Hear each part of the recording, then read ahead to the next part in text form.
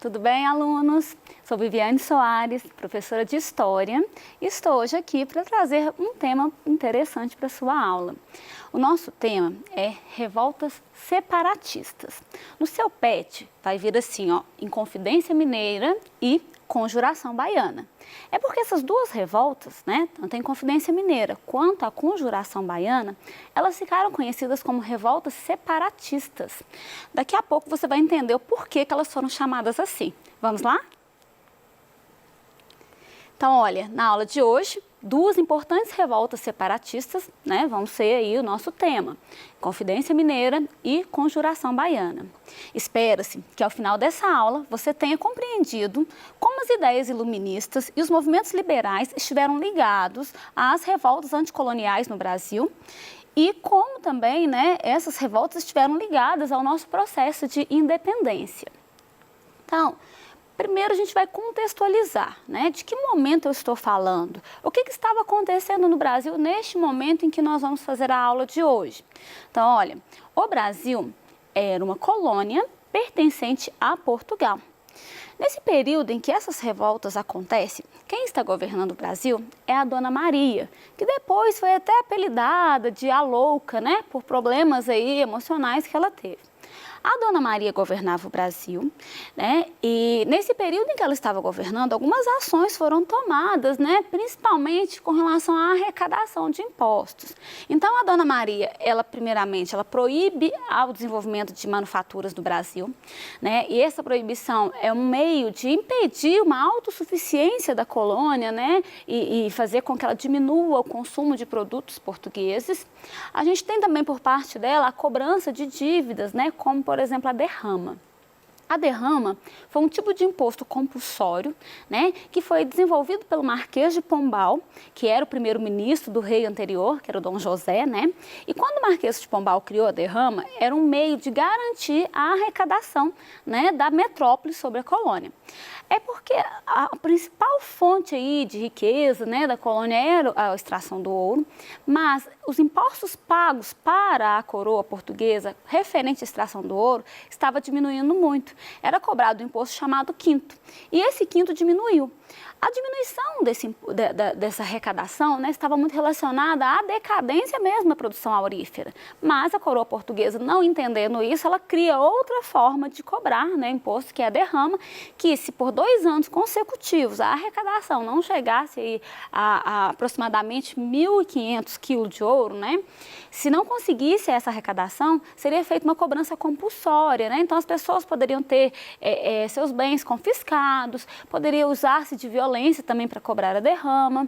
Então, é importante a gente compreender que nesse contexto há aí, né, um acirramento, vamos dizer assim, ou uma afirmação maior da coroa portuguesa com relação à cobrança de tributos, né, na colônia, no caso no Brasil. O outro ponto aí que vai ser tratado também, né, é a questão dessa diminuição do ouro. Por quê, gente? Inicialmente você tinha um ouro mais fácil, né, um ouro que você conseguia de maneira mais menos dispendiosa, né, com menos gastos, com menos dificuldade. À medida que esse ouro vai acabando, o ouro fica mais difícil, você precisa de desenvolvimento de técnicas, né, para conseguir. Então, essa diminuição na produção aurífera, ela vai impactar diretamente na questão aí do quinto, né, do pagamento do imposto, e aí a gente vê um endurecimento por parte da coroa portuguesa com relação à sua colônia. Então, esse contexto ajuda, né, a gente a compreender a eclosão de revoltas separatistas. Agora fica mais fácil a gente entender o que quer dizer separatista, né? Por quê? São revoltas que vão acontecer na colônia tentando separar a colônia da sua metrópole. Ou seja, revoltas anticoloniais, revoltas que querem acabar com a dominação colonial que Portugal exercia sobre o Brasil. Então vamos entender um pouquinho mais sobre essas revoltas? Olha, primeiramente, é importante a gente tratar das influências, né? Quais influências esses movimentos tiveram? Então, nós vamos falar aqui primeiro da Inconfidência Mineira. Então, na Inconfidência Mineira, nós temos influências importantes, como a influência das ideias iluministas, que é um conjunto de ideias que vão se desenvolver na Europa, né, ao longo do século XVIII e que vai se disseminar pelo mundo todo, que vai defender, né, esse conjunto de ideias vai defender o uso da razão, o desenvolvimento aí de algumas ideias importantes, como igualdade, a questão da liberdade, do direito à propriedade, né? Vai defender uma maior participação política. Então, esse movimento que ele vai acontecer na Europa, ele chega também na colônia, ele chega ao Brasil. E como que ele chega aqui, né? Então, muitas pessoas que viviam na colônia tinham a oportunidade de estudar fora, né? Então, são membros de uma elite que, ao estudar fora da colônia, eles têm contato e conhecimento dessas ideias e eles mesmos vão divulgar essas ideias ali. Outro momento muito importante foi um evento que acontece na América, também influenciado pelas ideias iluministas, que é a questão da independência aí dos Estados Unidos. Então, os Estados Unidos, que eram colonizados pela Inglaterra, né, os colonos eles enfrentam a sua metrópole, né, e conseguem separar, né, dos ingleses. Então, perceber que os colonos da América do Norte conseguiram derrotar a Inglaterra, inclusive em guerra mesmo, pela independência, isso dá um estímulo maior. Se a Inglaterra foi derrotada e separaram, por que nós não podemos também fazer um movimento, né, derrotar Portugal e separar o Brasil de Portugal e tornar o Brasil um país independente? Então, essas questões que vão estar aí em torno das ideias, né, daqueles que participaram do movimento conhecido como Inconfidência Mineira. Então, sobre esse movimento, a gente vai entender como principais causas. Primeiro, a questão do esgotamento do ouro, né? E a crise econômica pela qual as pessoas que viviam naquela região passavam, né? E também a questão da exploração abusiva por parte da metrópole. Não tem como pagar imposto e a metrópole não aceitava, não negociava, né? Então, era uma reação mesmo à forma como a metrópole estava se dirigindo aos colonos. Para a gente entender um pouquinho sobre como estava dividida a sociedade, né, e na região das Minas nesse período. Então, a gente tinha uma elite mineradora, né, que é um grupo pequeno, mas um grupo que vai viver da exploração aurífera, que vai aí, né, ter uma posição, vamos dizer, superior com relação aos demais, principalmente por causa dessa prática aí, né, dessa área de atuação. A gente tem a camada média da população e nós temos a base dessa pirâmide, né, a maior parte das pessoas formada por escravizados, né, pessoas que não têm condições. O que acontece? É importante a gente pensar, quando nós tratamos de Inconfidência Mineira, que ela é um movimento feito pelas elites, né? Então, esse grupo que está no topo dessa pirâmide, né, é que vai tomar frente desse movimento. Não é um movimento popular, não é um movimento que está buscando aí aplicar os ideais iluministas para todas as pessoas, né? É muito importante, por exemplo, quando a gente trata de liberdade. A Inconfidência Mineira ela ficou muito conhecida na história pela luta pela liberdade, né? Só que a gente precisa problematizar essa palavrinha, né? Liberdade para quem? Né? Era para todo mundo? Era liberdade para os escravos? Era liberdade para os mais pobres? Essa liberdade que eles lutavam era para quem, né? Então, a gente precisa entender que há um grupo sendo beneficiado. E, nesse caso da Inconfidência Mineira, esse grupo era uma elite, né? Principalmente essa elite mineradora que nós tratamos aqui. Bom, quais os objetivos? O que pretendiam os inconfidentes? Lembrando, gente, é bom reforçar que a palavra inconfidentes é uma referência a uma infidelidade, né? Não seria um grupo aí que se não podia confiar, ou um grupo que traiu a coroa portuguesa, né? Então, quais os objetivos aí? Primeiramente, a gente falou de revolta separatista, né? O objetivo é separar o Brasil de Portugal. Nós temos também a questão do perdão das dívidas, já que as pessoas não estavam conseguindo cumprir com aqueles tributos, então elas queriam perdão dessas dívidas dela. A gente tem também a questão da instalação de manufaturas, que, como foi dito no início dessa aula, a Dona Maria, ela proibiu as manufaturas, né? Então, o Brasil não poderia produzir, ter produção própria, né? Então, eles queriam que elas fossem instaladas, que elas pudessem ser instaladas. A gente tem também a questão da criação de uma universidade, né, que seria aí em Vila Rica. A gente ainda tem como defesa desse grupo que participou desse movimento, né, a questão da independência e o fim da colonização. Então, essa separação de Portugal, ela se traduzia nisso, né, na independência e acabar com aquele sistema colonial. Também a defesa de um regime republicano no Brasil, né, diferente de todo aquele controle que era exercido por uma metrópole, né, que tinha uma monarquia. E também eles pretendiam a criação de símbolos nacionais, né, tinha toda essa defesa defesa, essa questão de construir aí uma nação, as ideias, né? A gente tem aqui a bandeira, que ficou conhecida, que até hoje é a bandeira de Minas Gerais, que é referente a esses movimentos, né? Como ela traz aí como mensagem para a gente, liberdade ainda que tardia, há uma referência muito grande a essa luta, né? Pela liberdade empreendida aí pelos Inconfidentes. O que eles não defendiam, né? O que não estava na pauta desses grupos quando eles fizeram esse movimento revolucionário? O fim da escravidão. E é por isso que eu sempre problematizo essa questão da palavra liberdade, né? É uma liberdade, mas é uma liberdade ela localizada, né? Ela é para um determinado grupo, não é uma liberdade para todos.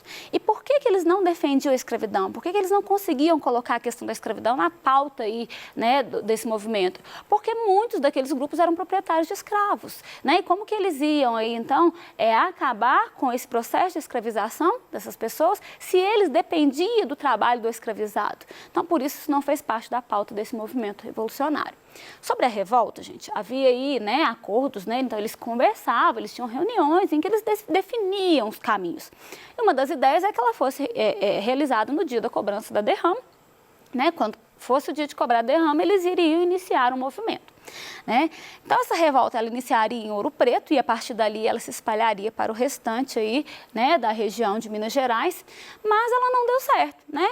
E o que será que fez com que essa revolta desse errado? Bom, a gente tem aí, né, muitos dados que vão falar a respeito, né, de uma traição dentro dos revoltosos, né? Teria uma das pessoas que percebeu que aquele movimento ele não ia ter sucesso, não tinha chance de sucesso.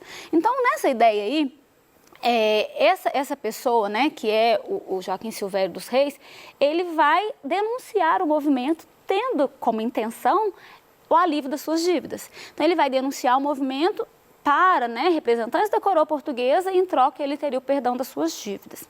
Não só essa traição, gente, ela pode ser entendida como o fato da revolta não ter funcionado, né? Claro que isso foi muito importante para desestimular, para perseguir, mas a gente precisa compreender também que a cobrança da derrama já estava nos casos de ser suspensa. Então, não foi só por causa daquele momento ali, né?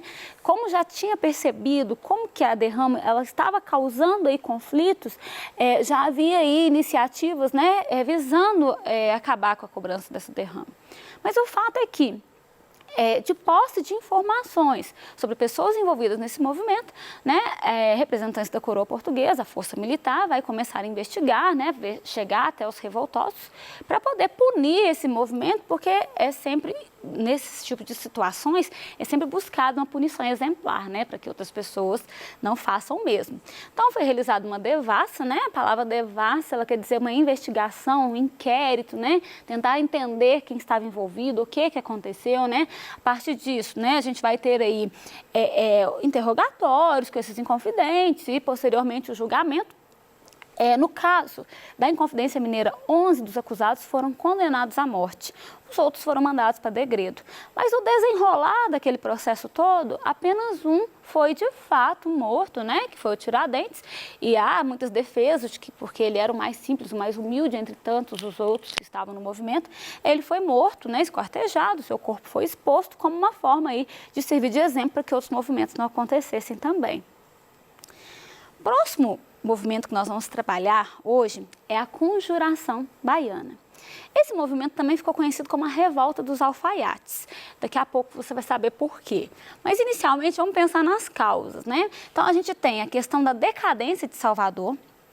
Essa decadência ela está referente aí também à transferência da capital para o Rio de Janeiro, né? A gente tem aí uma crise na produção açucareira também. Essa crise, gente, ela tem aí relações com a concorrência, principalmente concorrência das Antilhas, né? Isso faz com que a produção não se sustente. Mesmo o que a gente tinha de produção, muitas vezes tomava o lugar do plantio de outros produtos, o que encarecia esses produtos também, né, alimentares. Então, tudo isso gera uma situação muito instável com relação à região aí da Bahia, né? E Tudo isso se soma à cobrança de impostos abusivos, que é aquela situação que nós comentamos lá quando a gente foi contextualizar a aula, né? Então, da mesma forma que Minas Gerais sofria com aquela cobrança abusiva de impostos, a região da Bahia também vai sofrer com esses impostos aí. Quais as influências desse movimento, né? Então, no caso da Conjuração Baiana, a gente vai ter, como nós falamos lá, né, dos ideais iluministas, das ideias liberais que influenciaram a Revolução Francesa, né? Então, aquele momento que na França acontece um movimento que vai tirar o rei do poder, né? Isso é uma influência importante. E a gente tem também um outro movimento, que é a independência do Haiti. O Haiti era uma antiga colônia francesa que predominantemente, né, a população era composta por negros e escravizados. Então, eles fazem um movimento que eles conseguem acabar com a escravidão e também com a dominação colonial. Os objetivos, a gente tinha objetivos diferentes dentro da Conjuração Baiana, digamos que a gente tinha um grupo, né, a chamada elite branca, ela tinha alguns ideais aí, né, como autonomia com relação a Portugal, liberdade comercial, né, liberdade política, mas eles não tinham muitas propostas sociais, sabe, eles não tinham propostas, por exemplo, de igualdade, não. Por outro lado, a gente tinha os líderes das camadas populares, né, que já eram grupos com descontentamento social muito grande e que visavam, assim, relações mais igualitárias. Bom, esses grupos populares, eles eram liderados por mulatos, né, por artesãos, soldados e alfaiates, né? Alfaiate, nessa época, não era uma pessoa que tinha, assim, uma posição social elevada, não. Geralmente, os alfaiates, eles eram pobres, né? Então, eram grupos populares. O grande número de alfaiates é que deu esse nome também para essa revolução, né, para essa revolta. Revolta dos alfaiates, então, por isso que a gente tem a bandeira, que foi criada pelos revoltosos, né, nesse período. Ela tinha aí como objetivos fortes aí a mudança nas instituições políticas, né? Queria aí a liberdade de comércio, a gente até comentou, né? A adoção de uma república, né? Que nesse ponto se assemelha à Inconfidência Mineira e a igualdade entre todos os homens, deixando, é importante mencionar que nesse caso aqui há uma referência à escravidão. Então, na Conjuração Baiana, eles defendiam o fim da escravidão. A gente tem até aqui um trecho, gente, porque um dos meios de disseminar esse movimento foi a utilização de panfletos. Então, um trecho de um dos panfletos que foram fixados aí em Salvador. Animai-vos, povo baiense, que está por chegar o tempo feliz da nossa liberdade, o tempo em que seremos todos irmãos, o tempo em que todos seremos iguais. Então, como foi a reação do governo com relação a essa revolta, né? Então, a gente vai ter um dos principais líderes, né, um soldado, ele vai ser preso, né? E o governo vai prender outros conspiradores. Nesse caso aqui, a elite branca, ela quase não sofreu repressão, ou pela sua posição, ou porque muitos perderam força dentro do movimento devido às suas características sociais, né? E 6 dos réus foram, né, aí condenados à morte, também foram aí enforcados e esquartejados. Aí a gente sempre fica com aquela questão, se também na Conjuração Baiana a gente tem vários mortos, esquartejados, como aconteceu com Tiradentes, como é que Tiradentes virou um herói, né? Como é que se constrói um herói, vamos pensar? Tem aqui uma imagem que ela ajuda a gente a refletir um pouquinho sobre isso, né? Ela mostra aí o corpo dele ao lado de um crucifixo e dá aí pra gente uma ideia aí, né, de como é que essa construção foi feita. Então vamos fazer uma questão relacionada a essa imagem, né? É uma pintura do Pedro Américo, na qual o Tiradentes está sendo retratado e algumas questões para a gente. Vamos tentar descrever como esse autor representou o Tiradentes. Espero que você tente fazer essa reflexão aí e essa descrição. Então, a gente vai ver ele com barbas grandes, né, ao lado de um crucifixo, uma imagem aí, né, que vai gerar uma questão de comoção mesmo, né. Outra questão para a gente, vamos tentar aí retirar, extrair um objetivo do artista ao pintar essa obra dessa forma, né? Então, olha, a gente pode falar, né, além da descrição, um dos objetivos é uma obra que foi construída no período da República, é justamente construir um herói, né? Tentar legitimar essa República. Então, fazer com que as pessoas criem alguma identificação com a figura dele. É interessante porque quando eu pergunto, né, como é que se constrói um herói, é justamente entender que somente na República que Tiradentes tem esse papel. E é justamente pelo fato da necessidade de ter um herói que vai unificar a República, uma pessoa que fizesse referência aí à República, já que o movimento movimento, ele era um movimento republicano, uma pessoa que tivesse origem mais humilde e ainda por cima que tivesse um histórico de militar. Assemelhar ele fisicamente com Jesus Cristo, né, é um ponto a mais para criar essa identidade. Portanto, aquela imagem, ela traz para a gente, né, voltando nela, essa questão de fazer com que as pessoas assimilassem a figura de Tiradentes com a figura de Jesus Cristo, né? Eu trouxe outra questão aqui para vocês, que essa dá para fazer, né, com calma depois, é tentar relacionar os pontos importantes desses dois movimentos. Então, é um quadro em que a gente vai sintetizar algumas características da Inconfidência Mineira e algumas características da Conjuração Baiana, né? Quais as influências, quais as propostas, as diferenças e os desfechos. Eu até deixei um exemplo aqui, espero que possa te ajudar na construção do seu. Tá? Fique ligado, em breve teremos mais assuntos interessantes nas aulas de História. Até lá!